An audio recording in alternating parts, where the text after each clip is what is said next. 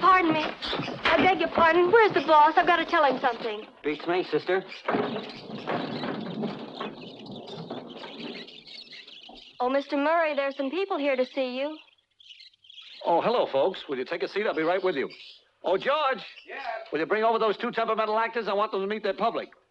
We're making a picture with birds. Murder.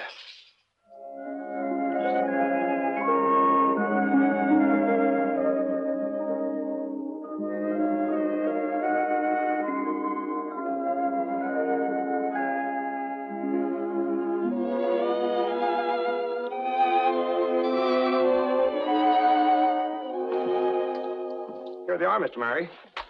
Folks, these are the stars of our picture, Bill and Coo. Say, George, don't you think that Coo's makeup is a little heavy around the eyes? I hadn't noticed. Maybe so. Makeup. Makeup. Makeup. Makeup. Here you are, Mr. Burton. Oh, Oh, aren't they cute? May I feed them? I doubt if they'll eat. They just came from lunch. Say, George, have you perfected that trick where the bird walks the tightrope carrying the parasol? Well, I think they've got it. I'd like to see that before the picture starts. Coming right up. Did I understand you to say that a bird walks a tightrope carrying a parasol? Yes. What's wrong with a bird carrying a parasol?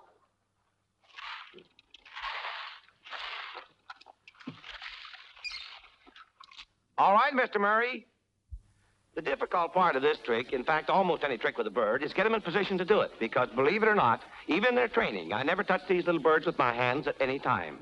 Now, this first little trick is much more difficult than most people will imagine. These little birds live in trees, crawl around always on solid objects, something they can grip with their feet and hang on with a little curved beak. Teddy always wanted to be a wire walker. I'll show you how good he isn't. He can't walk the top, but he does the next best thing. He crawls along the bottom and gets there just the same. That's very nice. Buddy is a wire walker, but he's a terrible ladder climber-upper, so I give him a head start. The parasol doesn't help any, but it looks a little better. Buddy, turn around and face the boss. That's okay with me. Let's start the picture.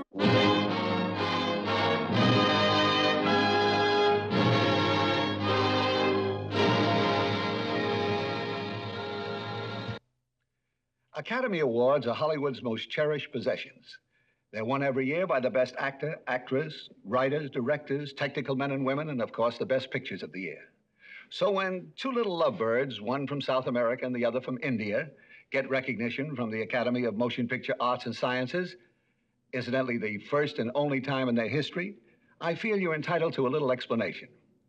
Now, the two stars of our picture, Bill and Coo, were members of a theatrical act called George Burton and His Lovebirds that appeared in a stage show of mine for a number of years out here in Hollywood. And the thing that impressed me as I watched them night after night perform was that they never flew. Now, he didn't clip their wings. He just taught them always to walk. And when they walked, they were like little people. And I felt if they were little people, you could write a story about them. And here's a story.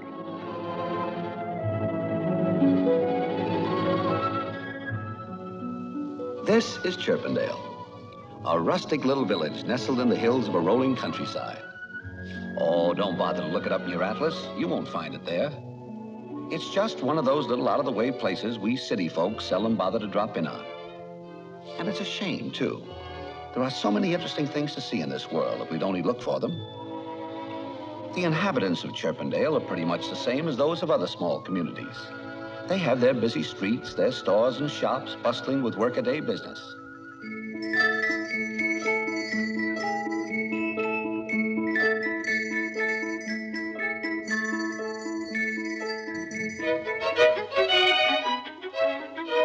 Of course, if you want to travel locally, just consult our hero, Bill Singer. He runs the town's taxi company. Bill is a hard-working young cabbie who is putting in long hours in order to save enough to ask his sweetheart, Coo, to become his wife. Coo is the daughter of one of Chirpendale's wealthiest citizens, while Bill comes from across the railroad tracks, where his mother boards chicks and takes in washing. But let's take a look down the main stem, 42nd Street and Birdway. As we amble down this busy thoroughfare, we pass, among other things, the meat market, where they sell worms, 10 cents a link. And here is the palatial Chirpendale Theater. They play some pretty good pictures in there. I have to see that. I never did find out who done it.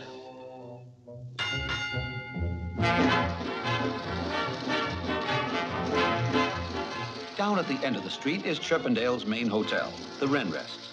Koo's father owns this establishment. As a matter of fact, there's Koo gazing out of her penthouse now. She's most likely hoping to catch a glimpse of Bill. But he's most likely busy with his taxi. Sure enough, there's Bill taking the pawnbroker back to his office.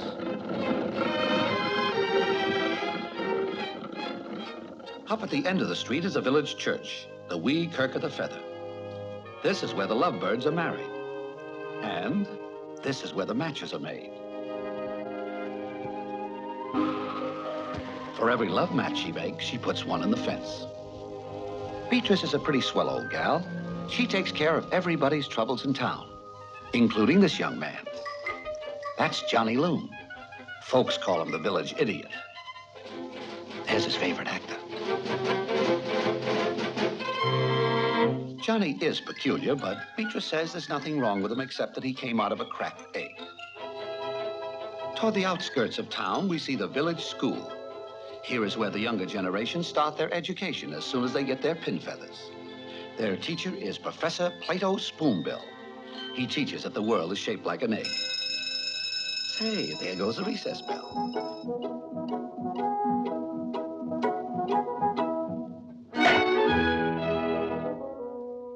Of course, our hero, Bill Singer, has no time for recreation. Here he is taking Mrs. Falcon down to the hotel. Her husband is the biggest lawyer in town. I guess that's why Chirpendale seems to be a lovely feathered utopia, where the fullness of life can be enjoyed happily and peacefully. A place where each individual can live contentedly beside his neighbor, shaping his own destiny with freedom from fear. But can he? No. The heavy footsteps of evil are ever lurking nearby, casting its dark, malignant shadow over the small metropolis.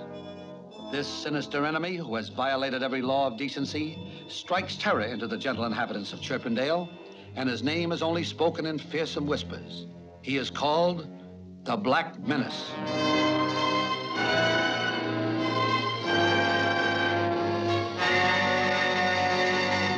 Throughout the ages, he and his kind have preyed on the friendly little people of the wood, despoiling their nests, stealing their eggs, and carrying off their young. He mocks and sneers to show his contempt for the forces of justice. But Chirpendale is not asleep. Not too far away in a secluded spot, the citizens, under the leadership of Bill Singer, are working on Operation Scarecrow. Every day after work, you'll find Bill toiling diligently with his neighbors to bring about the destruction of the Black Menace. In addition, Bill has worked many nights developing a new bait with a secret formula. Hey, Charlie, push that wagon out of the way. I want to show these folks Formula 303. There it is. Surefire crow bait. Of course, having a bait and a trap is one thing, but catching the Black Menace is another. Because, believe me, he's a crafty, tough hombre. But for the moment, let's turn our thoughts to lighter things. For this is not the time for morbid fears. It's a day for laughter and gaiety. The Starling Brothers Circus is in town. The big show is tomorrow, but the parade's today. And here it comes up the street now.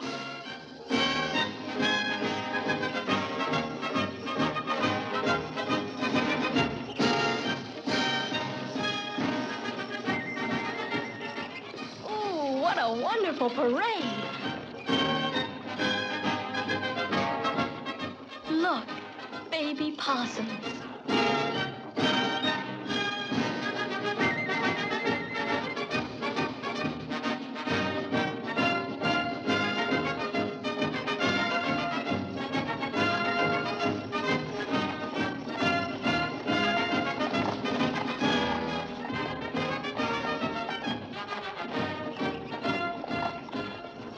Performers. Panthers and tigers. Everyone is down watching the parade. That is, everyone except Ma Singer. And she couldn't go because she had to work.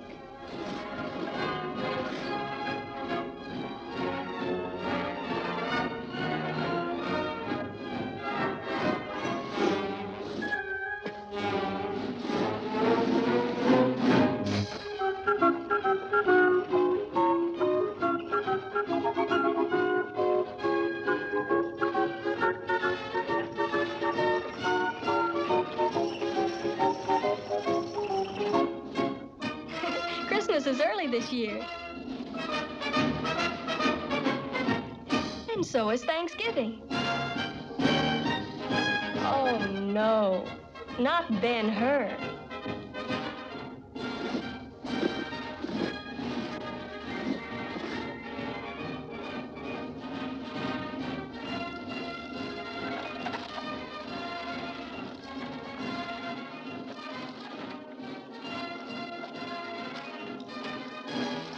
What's the matter, buttons?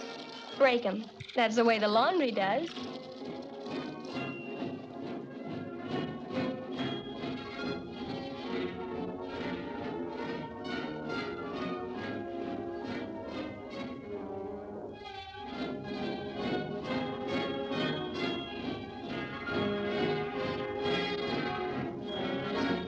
Well done, Ma Singer. Your work is finished, but his is just beginning.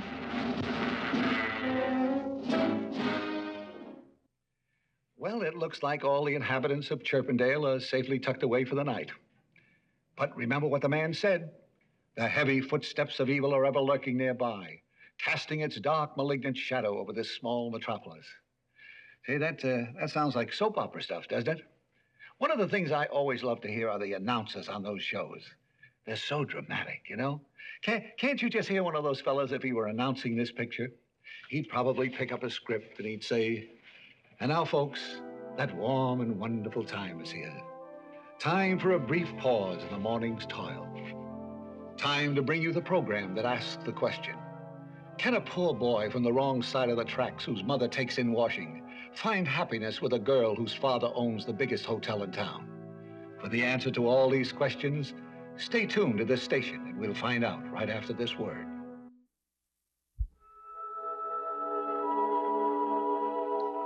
Well, the day is over, and night has fallen on Chirpendale, with the moon casting its soft, luminous glow over the drowsy little hamlet.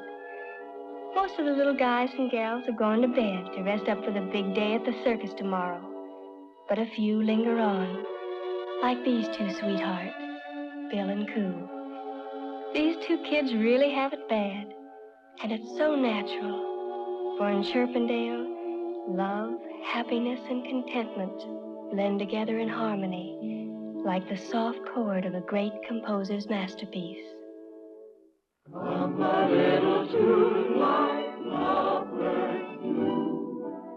Live a honeymoon your whole life through. All your cares take wing if you can sing and learn to live and do. Every winter day will seem like June, and on cloudy nights you'll find the moon. If you try a song, you can't go wrong. So why not hum a little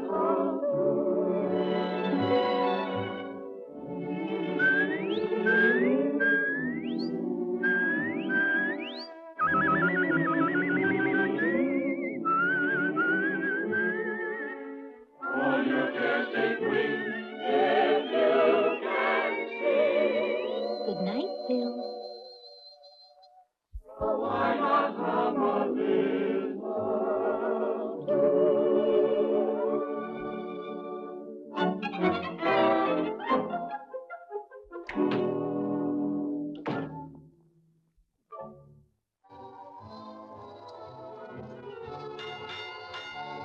Of course, Chirpendale hasn't completely rolled up the carpet. Up at the end of the street, the circus performers have taken over the juice bar, and the joint is really jumping.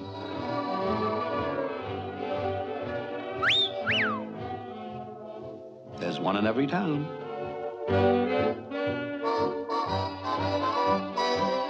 here is genial Willie the Warbler, our musical maestro of the mahogany. You name it, he'll mix it to the rhythm of your favorite tune. That's Slippy McCaw. He likes his root beer cold and his music hot.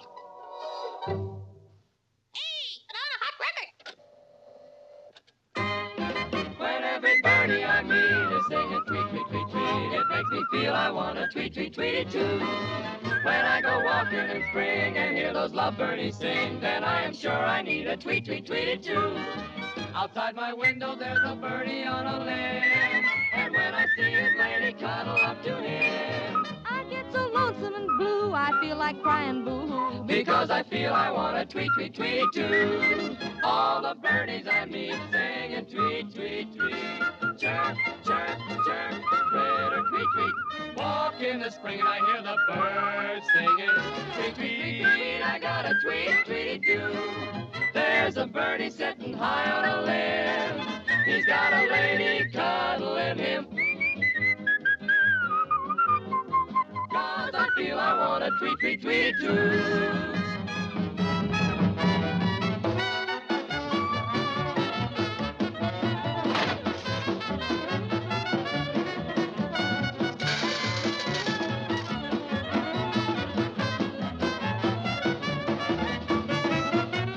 Somebody hit it, huh?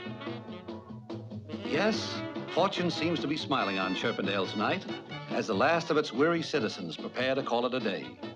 When suddenly, out of the night, without warning, the Black Menace strikes.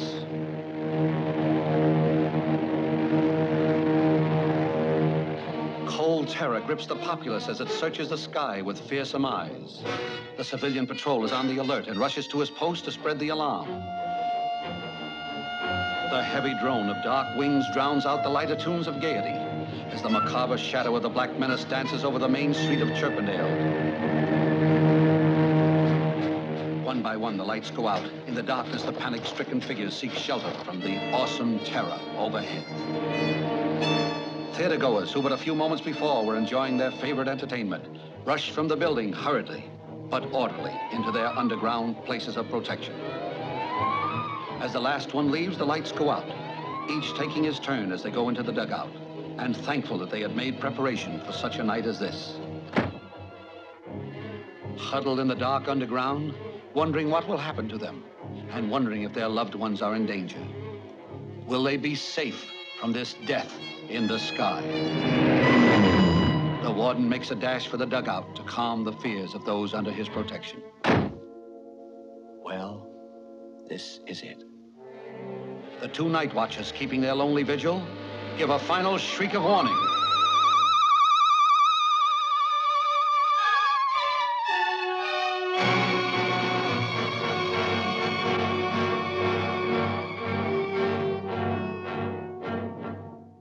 Alone with fear clutching her heart, Koo casts a wary eye on this monster.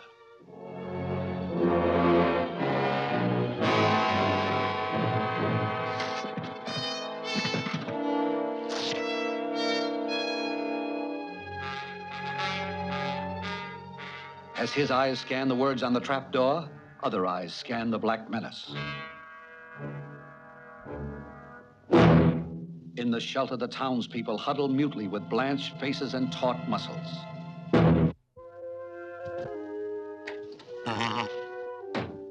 Stunned by this bold impertinence, he turns to wreak vengeance with acts of vandalism as the night watch follows his every move. Cautiously, he eyes the streetcar. What is this strange contraption? A booby trap? Deep under the ground, there is a deathly quiet. With slow, measured tread, the dark invader stalks toward the next objective of his fury, the Renrest Hotel. Inside his evil mind, a crafty plan is taking shape. His sadistic brain is working furiously, when suddenly a fiendish inspiration possesses him. He is going to use the greatest of all destructive forces, fire. Seeking to put his plan into operation, his sharp eye fastens on the picket railing in front of Beatrice Fairfinch's house, the match fence. Ironically, what seemed to her an innocent, humorous display of her vocation now becomes an instrument of death and destruction.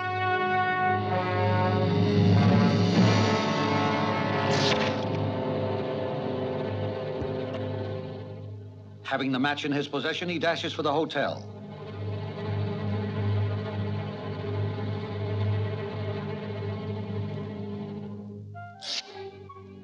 Holding his fiery torch, he goes to the rear of the hotel and drops it in a pile of rubbish. With his dastardly deed done, the Black Menace takes for cover.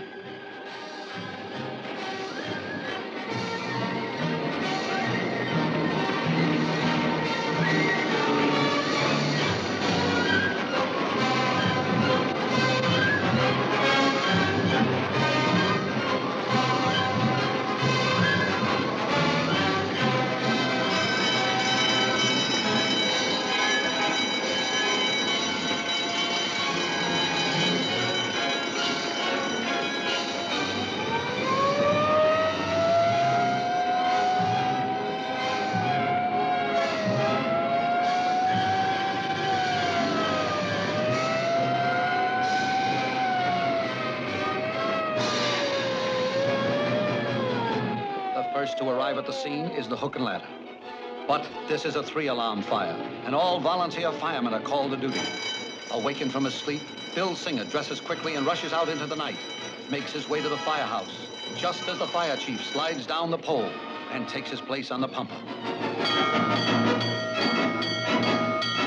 Bill, grasping the tongue of the engine, starts out. To the clang of bells and the shriek of sirens, Bill surges forward on his mission of mercy.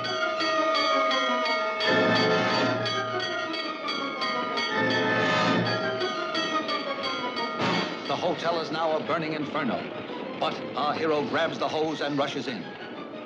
Somewhere within this blazing furnace, Bill Singer is chopping through doors and walls to smother the flames with his torrent of water. And he is successful. Bill is getting the fire under sufficient control to allow the guests to make a dash from the entrance. Ma Singer, worried, rushes to the scene.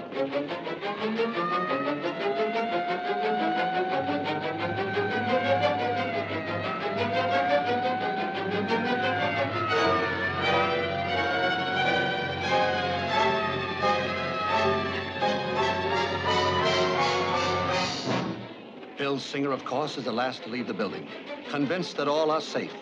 But he is mistaken, for trapped on the top floor is his sweetheart, Koo. Stunned for a moment, Bill hurriedly talks things over with the chief. What to do? But there is no time to waste, for up there is the woman he loves. The decision is made. Up, up, up goes the tall ladder.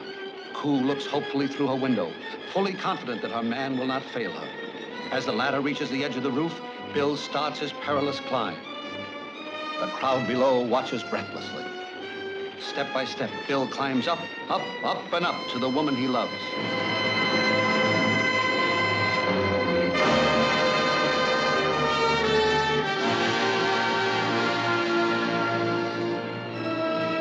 Below, the sound of crashing glass tells him that Bill Singer has broken through.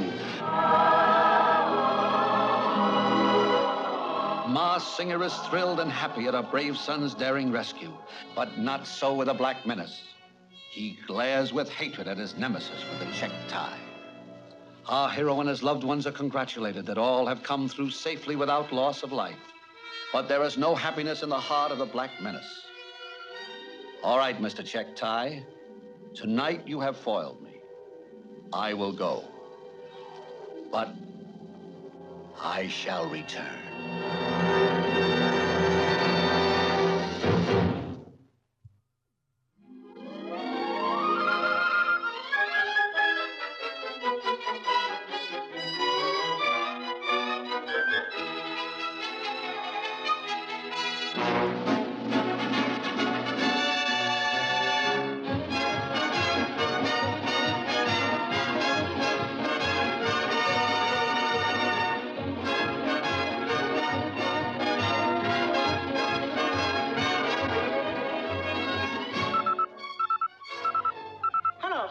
This is your announcer, Wingy Chattermouth, bringing you an on-the-spot announcement of this gala occasion. Here in the park, Bill has just helped his fiancée, Koo, into the balloon. And listen to that crowd cheer. I think the celebration is about to begin, so I will now turn the microphone over to His Honor, Mayor Dodwell Bensby. All right, folks, gather round. Gather round and join me in song. Ready? 1, 2. Off to the circus, no work, your work as we toss our cares away. What if it's crowded, the sky's never clouded on any circus day? We'll drown all our sorrows and be glad in the day. Laugh at the clouds on parade, then we'll eat cotton candy and everything plenty on circus day. Let us hurry, we're on our way. It's all so gay, let's shout hooray! Hurry, be careful.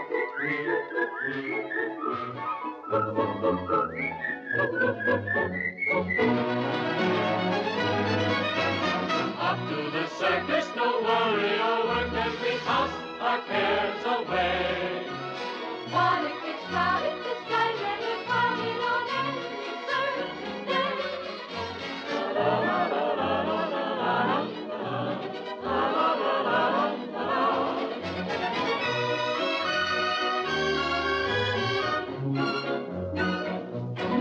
On the midway, the Ferris wheel, the kiddies scream, the barkers feel. Step right this way, folks, the best show on earth. We guarantee you'll get your money's worth.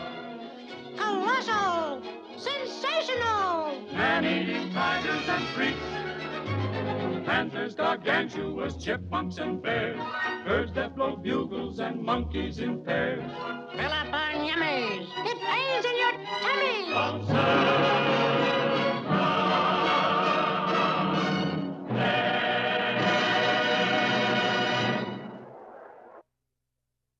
I'm sure you've all seen many three-ring circuses in your life, but I promise you've never seen one like the Starling Brothers Circus.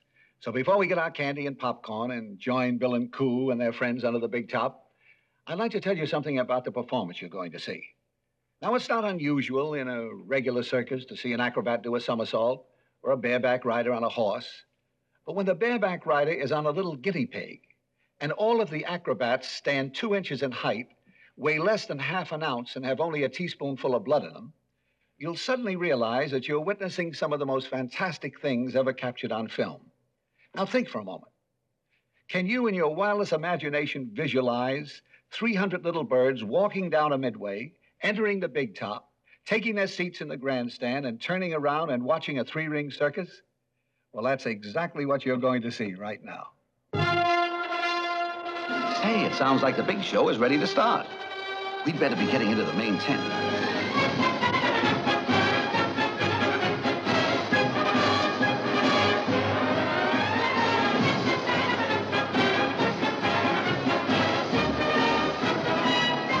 Step over to the main tent, folks. Step back, boys, step back. You bother me, boy, when you get off the platform. All those holding reserved seat tickets occupy the high back opera chairs opposite ring number 1. As you can see, all Chirpendale has turned out for the circus. Even Ma Singer has arranged to go. She's advertised for a babysitter. There comes one now, a high school girl.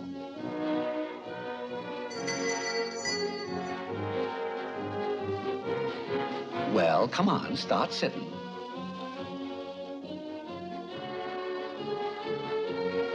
Off to the circus.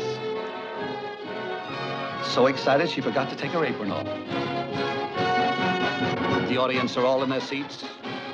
Uh-oh. There's always one of these guys. And the funny part is they always find a seat. Well, just don't sit there. Move over. Take some and leave some. Bill and Coo enter their private box. Oh, not here, Bill. And the first act, Barrel House Egbert.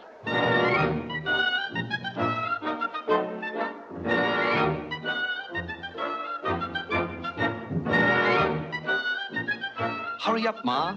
The show has already started. Put your money up there. All right, Bud, we're watching you. Put it in the till.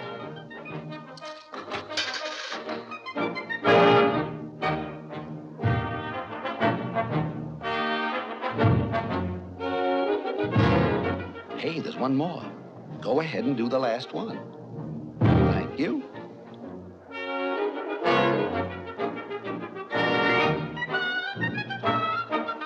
This is what they call rolling your own.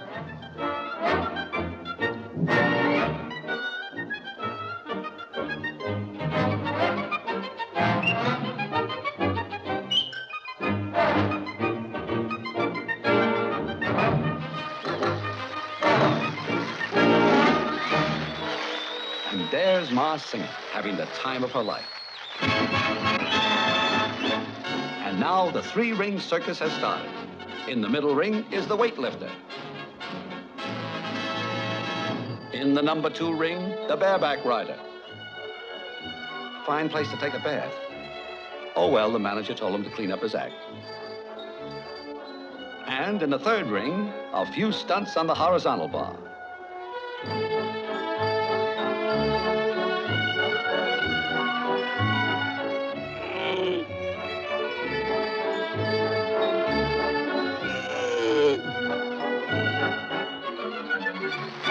Your attention, please. And now, the world's champion motorcycle rider, Cannonball Twitchett, will attempt to break the world record of 150 miles an hour right before your very eyes. Here he is, Cannonball Twitchett. All right, Cannonball, let's go. There he goes. 5, 10, 15, 20, 25, 30, 35, 40, 50, 55, 60, 65, 70, 75, 80, 85, 90, 95, 100, 15, 110, 115. But the audience is going wild. 135, 140, 145, 150. He did it. Thank you, Cannonball Twitchett. Thank you, Cannonball Twitchett. Oh, something's gone wrong. Cannonball can't stop that motorcycle. Hold on, Cannonball. Hold on. We'll have to get on with the show. The somersault is one of the most difficult tricks for a bird to perform. Montgomery, after months of practice, learned to do this trick. The only reason he's preparing so much is that he doesn't want to fall off the mat. He's never fallen off in his entire career. Oh, well, there's always a first time.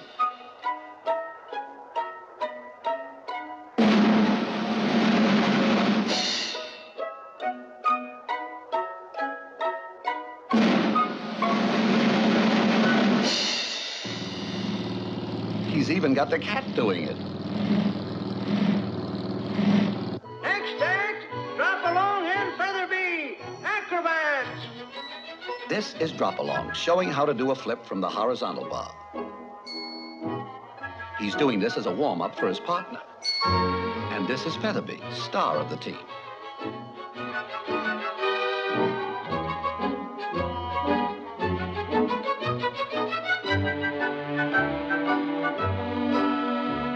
And here is Shorty, who handles the rigging. He believes that one good turn deserves another.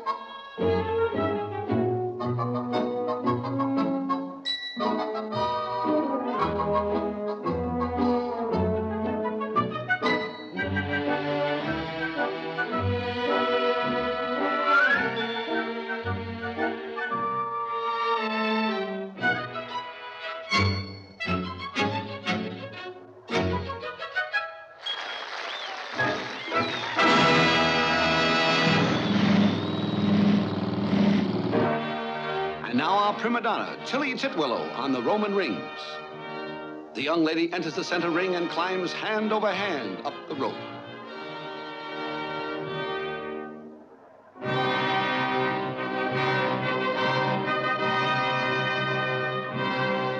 This guy has the softest job in the circus.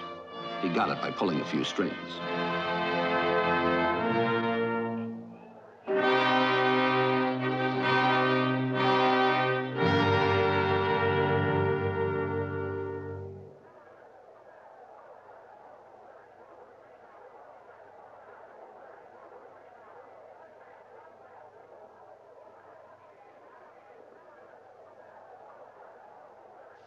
Tilly is taking her time to see that her grip on the rings is just right. And I can't blame her. One slip would be fatal. After all, there's no net down there.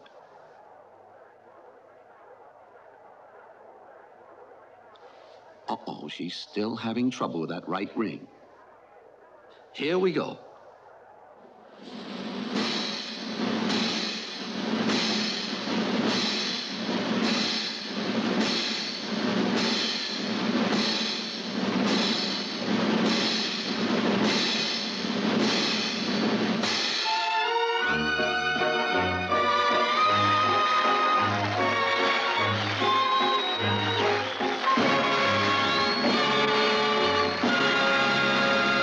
Look, Cannonball is running out of gas.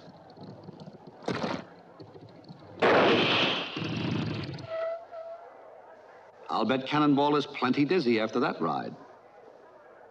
He sure is. He's even got me doing it.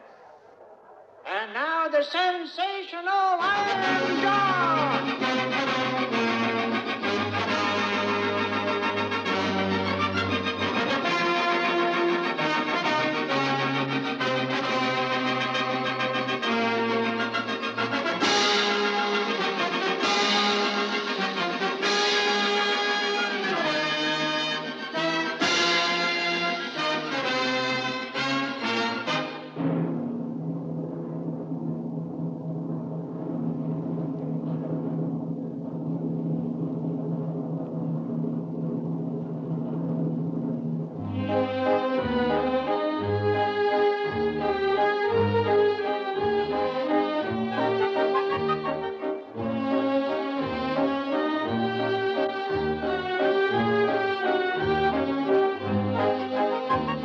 Careful, Shorty, you've got 2 lives in your hands now.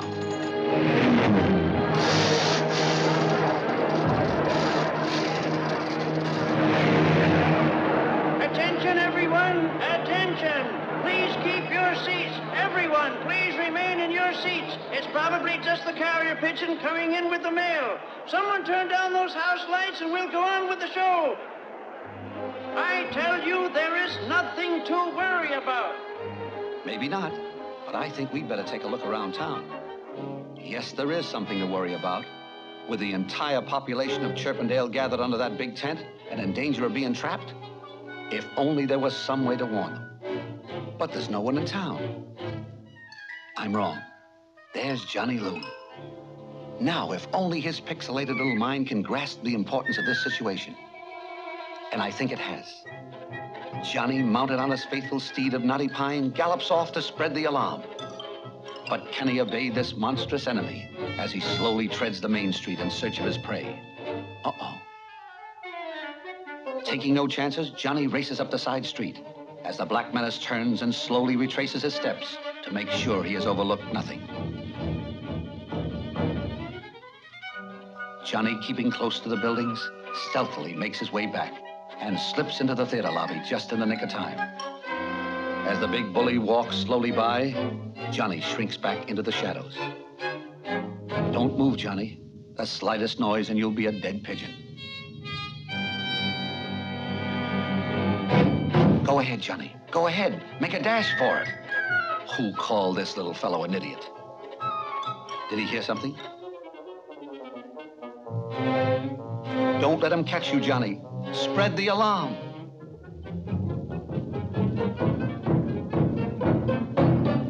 But back under the canvas top, true to the tradition of show folks everywhere, the performers carry on as if nothing had happened. Here we see Bertha Backslider climbing up to do her death-defying thriller.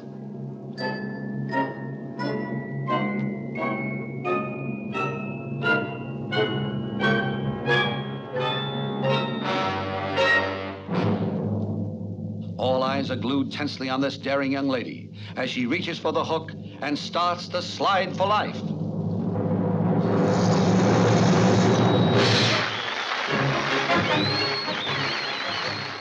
She takes her well-deserved bow in front of the royal box. But where is Johnny Loon?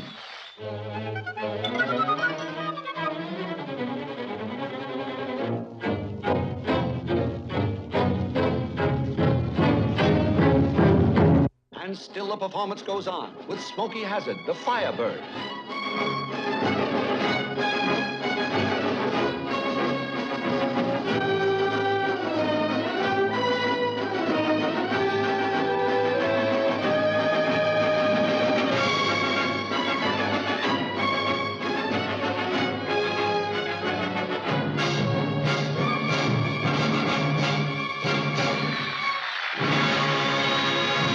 Hurry, Johnny, hurry. The crow is coming. The crow is coming. The crow is coming. The crow is coming. The crow is coming. The crow is coming. The crow is coming. Could they be hearing right? What was Johnny shouting? The crow is coming. The crow is coming. The crow is coming. The crow is coming. The crow is coming. I gotta get out of here. The crow is coming. The crow is coming. The crow is coming. As the full impact of this fearsome message strikes the audience, a wave of frenzy sweeps over the vast arena. Where laughter and gaiety had reigned a few moments ago, there is nothing but chaos and pandemonium. The hysterical mob surges toward the exit, but escape is hopeless as the Black Menace blocks their way. Terror-stricken, they pour back into the canvas enclosure. Hey, wait for me. The animals have been aroused from their lethargy. Even the fox is all ears. While the dark felon takes time to enjoy his sinister victory, Bill's mind is working fast. He realizes that their only hope of averting disaster is to put Operation Scarecrow into action. But dare he try it alone? Faced with the most important decision of his entire life, Bill weighs the chances of his plan succeeding as confusion and hopelessness grip the villages. Bill's mind is made up. He kisses his sweetheart goodbye and goes into action. Impossible to leave by the main entrance, he slips out through a small opening in the side. Cautiously, he makes his way, using the cages as a screen. Watching his chance, he swiftly tiptoes by the Black Menace. Past his first danger, he knows he must work fast, while the arch-enemy of Chirpendale, still unaware of Bill's escape, puts fear into the hearts of his hapless captives. This boy is really scared. Koo tries bravely to keep up her courage as the imminence of danger lends wings to Bill's feet.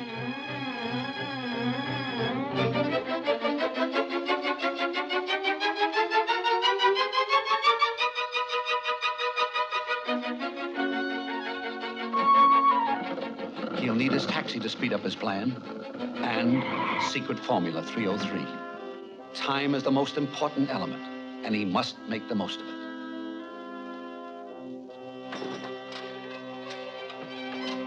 Now, if it will only work. As the master plan begins to unfold, the Black Menace still parades his arrogance with a triumphant stride. Keep down there, bud. But how can he attract the crow's attention? Bill's mind is working furiously. An idea strikes him. Back under the tent, Koo vainly tries to comfort the unhappy creatures, as Bill, taking his life in his hands, decides to shoot off this ancient cannon to attract the Black Menace. Will it blow up in his face?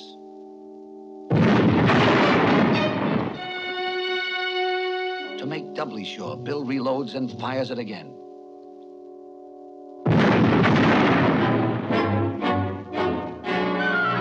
He's gone. He's gone. Let's get out.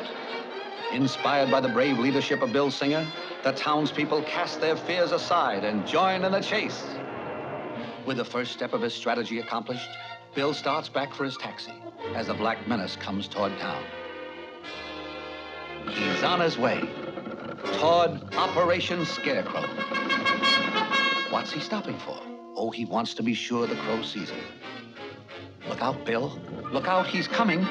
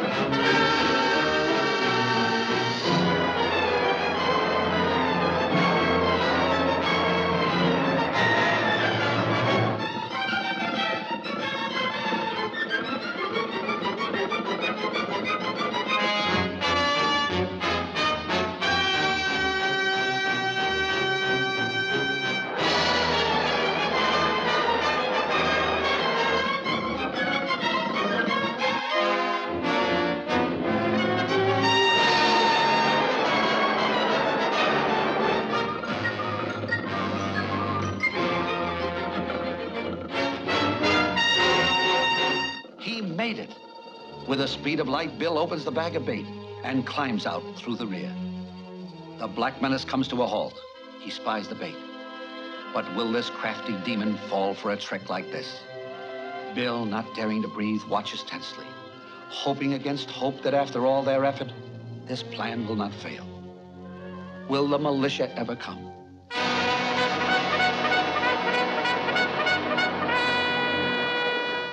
The Black Menace enters the doorway. Come on, Bill, come on, spring the trap. He's done it. He's done it. Yes, after months of preparation, Operation Scarecrow finally paid off. With cries of delight, Bill's friends and neighbors rush in to congratulate him. Once again, he is the man of the hour. But the malignant eyes of the Black Menace blaze with hatred at his captor.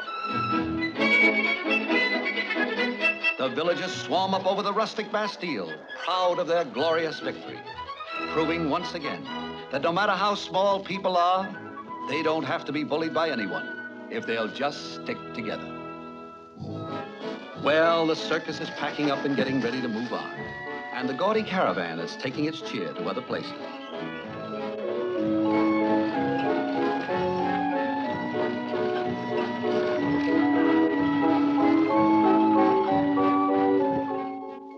Naturally, like all true lovebirds, Bill and Coo were married. Coo in all her bridal splendor, Bill with his white tie. His Honor Mayor Bentley performed the ceremony. It was a quiet little wedding, just the family and a few friends. Of course, Ma Singer was there, wearing the same dress that she was married in years ago. What a thrill when Mayor Bentley said, "I now pronounce you bird and bird." It's over. It's over. Mr. Singer, please kiss the bride. Oh, Bill, don't. You're acting like a fool. Oh, that's embarrassing, Bill. Stop now. Please, Bill. Oh, Bill, please. Oh, now you're acting like a fool. Please, Bill. Oh, I was never so embarrassed in my whole life. Live a honeymoon your whole life through. Just like Bill.